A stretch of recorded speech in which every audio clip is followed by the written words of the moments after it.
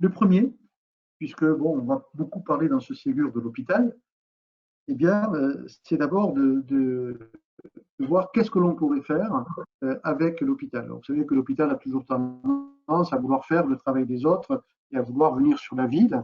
Je crois qu'il y a assez de problèmes à régler pour déjà s'occuper des patients qui sont à l'hôpital et qui sont des patients lourds. Et il faut laisser les autres patients chroniques aux professionnels de santé de ville.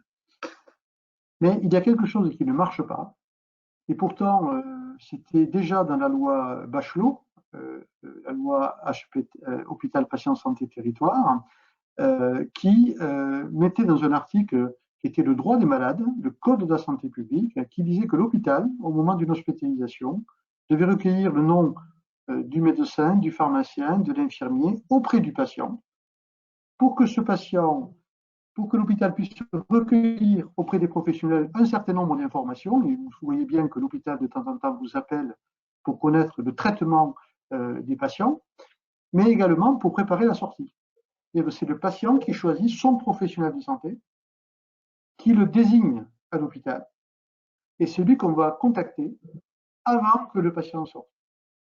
Parce qu'il faut arrêter avec ces patients qui sortent le vendredi sans aucune préparation, avec un infirmier qui ne peut pas organiser ses tournées et qui ne sait pas si le Lovenox, s'il faut le faire ce soir ou s'il faut le faire demain matin, des pharmaciens qui courent partout pour avoir des médicaments et le matériel médical, et un médecin qui n'est pas informé de la sortie du patient. Je pense que ce n'est pas comme ça que l'on travaille, en tout cas puisque tout le monde veut progresser, veut se coordonner.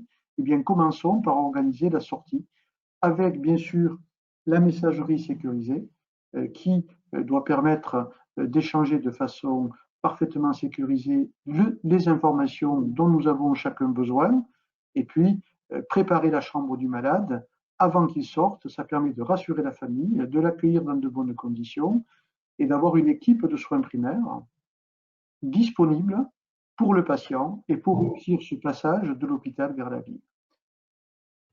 Donc ça va être un axe que nous allons développer parce que ça fait quand même 9 ans que ce texte existe et 9 ans qu'il est appliqué dans pratiquement aucun hôpital. Ça veut peut-être dire que dans la réorganisation de l'hôpital, il doit y avoir un coordonnateur de sortie, qui peut être une infirmière cadre par service, qui justement s'occupe à la fois de la partie soins, mais également d'organiser la partie avec le médico-social. Parce qu'un certain nombre de patients sortent avec des difficultés, des pertes d'autonomie, des difficultés avec besoin d'auxiliaires de vie. Et donc ça se prépare aussi, ça s'anticipe et on ne le fait pas supporter uniquement à la famille et dans des conditions qui ne sont pas organisées. Donc ça, c'est un axe fort que l'on veut pousser et qui mettra un petit peu l'hôpital devant ses responsabilités et qui est, à mon avis, absolument prioritaire, notamment en raison également des évolutions des techniques opératoires. On voit bien que sur la chirurgie, ça devient de plus en plus ambulatoire, que les interventions chirurgicales font que le séjour hospitalier est plus court, donc les soins post-opératoires sont organisés en ville. Et puis, on voit que des traitements comme les chimiothérapies peuvent se faire maintenant à domicile. Et donc, ça nécessite une organisation et un suivi de ces patients. L'autre point sur l'hôpital, c'est l'expérimentation qui a été faite sur la mise à disposition des médicaments qui sont réservés à l'hôpital et qui peuvent être dispensés par les pharmaciens de ville. On a vu que, bien évidemment, les grossistes, par l'intermédiaire des grossistes, on peut récupérer ces médicaments avec un lien avec le pharmacien hospitalier. Ça nous permet de les dispenser, ça nous permet de connaître également l'ensemble du traitement des patients, ce qui est absolument indispensable quand on veut travailler pour suivre ces patients chroniques. Et bien sûr, il faut trouver un modèle économique pour ce travail, à la fois pour les grossistes répartiteurs, mais également pour les pharmaciens d'officine. Donc voilà les thèmes sur l'hôpital que nous essayons de pousser et donc bien sûr nous attendons l'ensemble de vos remarques. Pierre? Alors, sur le pharmacien correspondant, Donc, pendant la crise Covid, on s'est rendu compte que le pharmacien avait anticipé, enfin anticipé, le pharmacien correspondant existe depuis la loi HPST, mais on l'a tout simplement mis en musique en permettant les renouvellements des traitements sur la base de la stabilité des patients par rapport au traitement. Et non pas sur le fait d'avoir une ordonnance de 3 mois, mais sur le fait que le patient soit stable et qu'on ait pu vérifier dans son historique qu'il avait pris depuis un certain temps les traitements. Et ça s'est fait sans aucune sur- ou sous-consommation. Ça s'est fait très professionnellement, très proprement. Et le patient, il a continué d'avoir son traitement, il a continué d'avoir ses soins. Et c'était vraiment un essai remarquablement mené de la part de la profession qui a vraiment poussé le pharmacien correspondant. Donc il faut que maintenant, le pharmacien correspondant, on aille jusqu'au bout. Il est inscrit dans la loi, il faut que maintenant on le termine. Et bien sûr, dans le cadre d'un protocole avec le médecin, d'un protocole de soins, d'un suivi du patient par le pharmacien, mais également dans le cadre d'un protocole entre un médecin et le pharmacien hors CPTS. Le Graal, c'est évidemment qu'il y a une coordination par une équipe de soins primaires ou une CPTS. Mais si on ne peut pas l'avoir, il faut quand même que le patient, s'il le décide et s'il a envie que ça se passe comme ça, puisse rentrer dans un parcours de soins où le pharmacien va être son pharmacien correspondant.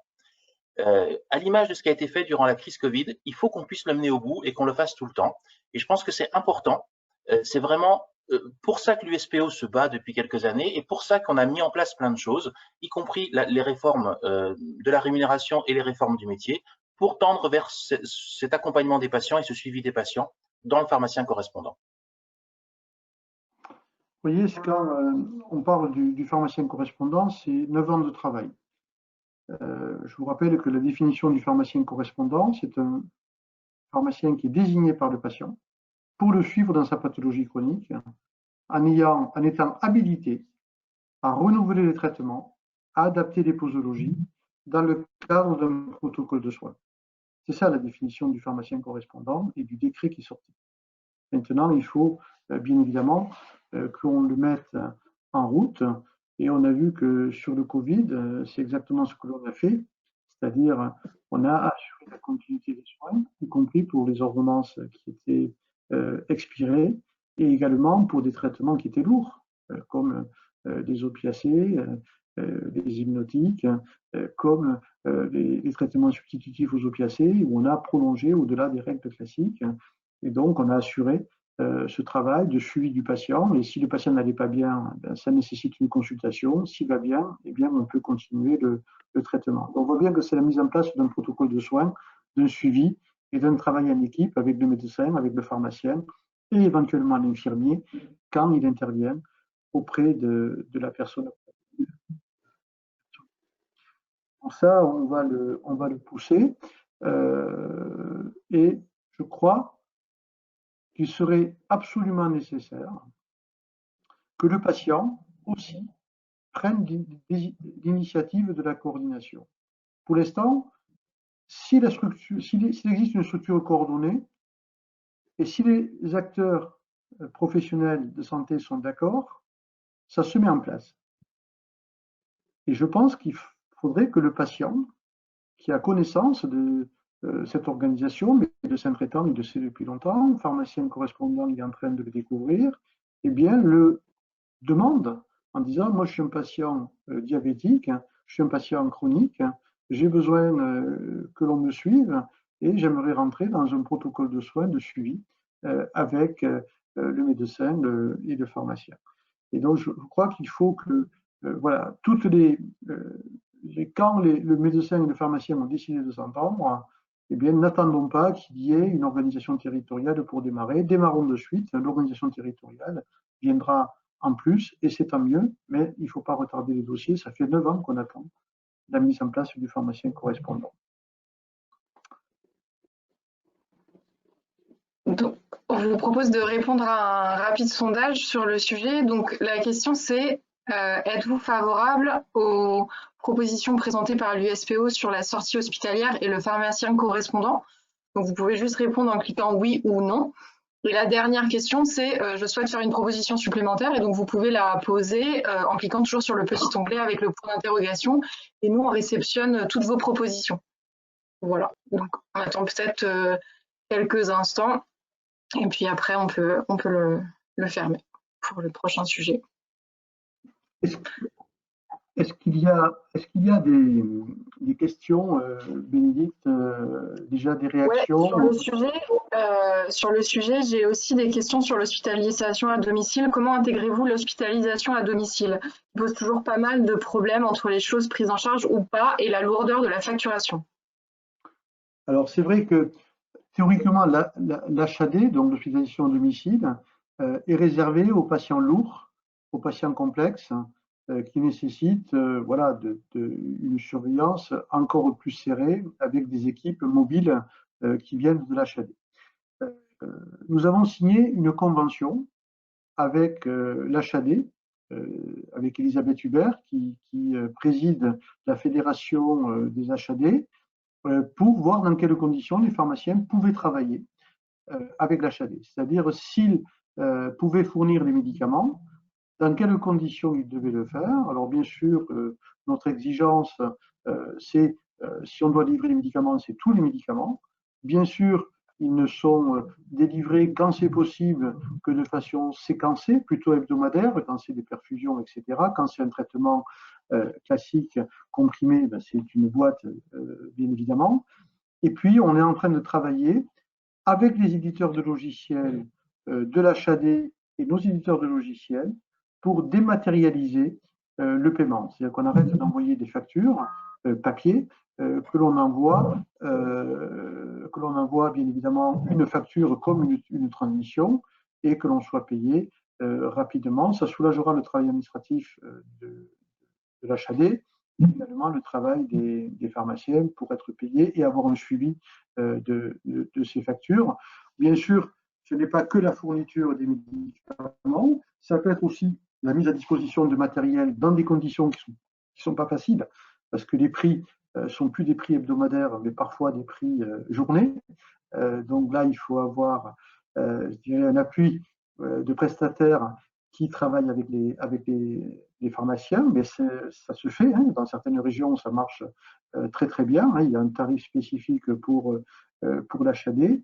Et puis, c'est aussi l'échange d'informations par rapport au traitement du patient et au suivi de ces patients pour qu'on les sécurise au maximum et que l'on évite de voir ce qui se passe dans certaines HAD, carrément l'exclusion des pharmaciens, parce qu'ils ne s'adressent qu'à la pharmacie à usage intérieur. Quand l'hôpital est à 40 km du lieu de domicile du patient, une petite camionnette juste pour apporter un peu de paracétamol ou 2 ampoules de morphine, franchement, ce n'est pas rationnel, alors que le patient a la pharmacie qui est juste en face. Donc je pense que voilà, il y a eu une volonté au départ de le développer avec des PUI. Ce modèle trouve toute sa limite maintenant, puisque les HAD vont au-delà des 3-4 km autour de l'hôpital, bien évidemment. Et donc, voilà, on essaie de travailler, comme d'ailleurs les infirmiers le font, pour travailler aussi en relation avec l'HAD. Alors, on a pris une question sur la sortie hospitalière, peut-être une question sur le pharmacien correspondant. Comment valoriser le rôle du pharmacien correspondant? On le fait naturellement, mais aucune remontée de nos actions. Peut-être Pierre? Le but, ça va se passer déjà pour qu'il soit étiqueté, le pharmacien correspondant, c'est qu'il y a une déclaration sur le site d'Amélie pour que le patient désigne son pharmacien correspondant. Ensuite, les actions, elles vont être, comme on les a vues là, on a renouvelé les traitements, on a pris en charge. On n'a pas pu faire d'adaptation posologique parce que c'était pas dans notre capacité. On a pu juste réorienter les patients vers le médecin quand il y avait quelqu'un qui n'allait pas bien et qui n'était plus, dont le traitement n'était plus en adéquation avec sa maladie. Et je pense que tout ça, c'est à créer, c'est à monter le modèle. Alors, dans le modèle du pharmacien correspondant, on voit bien que si on rentre dans une stratégie de coordination et qu'on confie la responsabilité au pharmacien de la surveillance du patient et du renouvellement du traitement sous condition que le patient soit stable et surveillé, là, c'est sûr qu'il y a un modèle économique à mettre en place. Ce n'est pas juste cocher la case « je suis pharmacien correspondant », c'est de dire qu'est-ce que cela entraîne derrière dans le suivi et l'accompagnement du patient. Par exemple, tout simplement un patient qui est hyper tendu, il est sous traitement. Eh bien, le médecin peut dire, moi je fais une ordonnance pour 6 mois dans le cadre d'un protocole, mais je veux que tous les 3 mois, le pharmacien me surveille l'attention pour pouvoir reprolonger de 3 mois le traitement et qui surveille bien sûr quelques critères permettant de savoir si, à l'occasion de notre renouvellement, le patient est stabilisé ou pas stabilisé. Donc tout ça, ben voilà, ça permet une évolution du métier qu'on a déjà amorcé avec l'avenant numéro 11, qu'on a confirmé avec la signature de l'avenant 19 signé en novembre avec l'USPO pour mettre en place et anticiper ce pharmacien correspondant. Et vous voyez bien qu'on avait un petit peu le nez creux, puisqu'on était sans savoir que le Covid allait arriver, on était déjà dans cette stratégie. Et le Covid n'a fait que montrer que le réseau a été capable bien, déjà d'anticiper et de mettre en place le pharmacien correspondant en situation de crise. Est-ce qu'il y a d'autres questions, Bénédicte, ou est-ce que vous voulez qu'on enchaîne sur les prochains thèmes?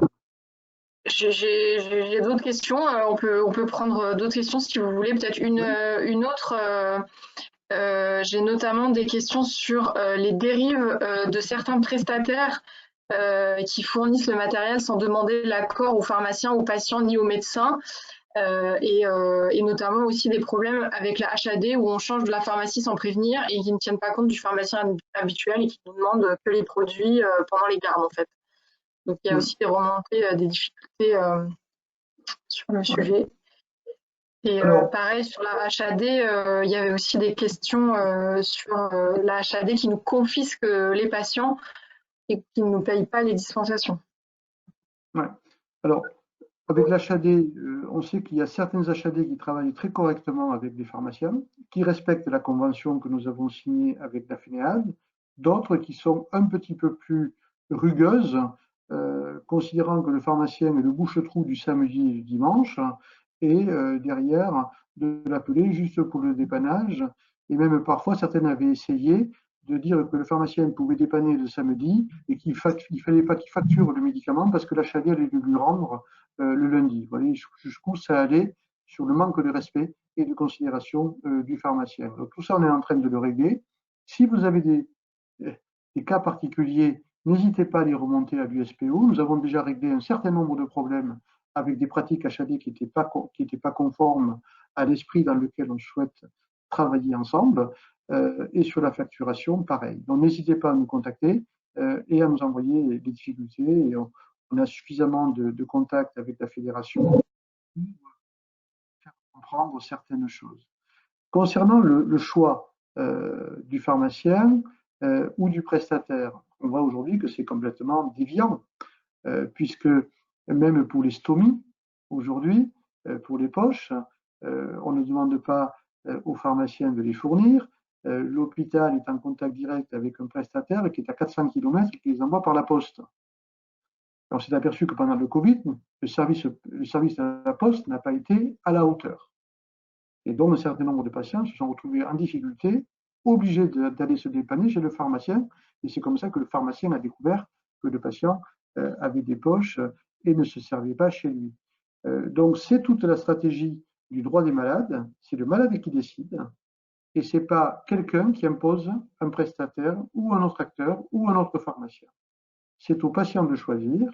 Ensuite, si le pharmacien peut répondre aux besoins de ce malade, eh bien, c'est lui qui fait le boulot. Et c'est comme ça qu'on a une bonne organisation et qu'on rassure les patients, parce que avoir un garage plein de matériel fourni par un prestataire qui est à 150 km de la maison et qu'on ne sait pas comment contacter, c'est pas du boulot, c'est du gaspillage et ça angoisse le patient et ça le met mal à l'aise vis-à-vis de son pharmacien. Et je ne vous dis pas les commentaires de l'infirmière quand elle voit tout ce matériel stocké qui ne sert à rien chez le malade. Donc c'est ça la stratégie qu'on veut mettre en place, le choix du malade.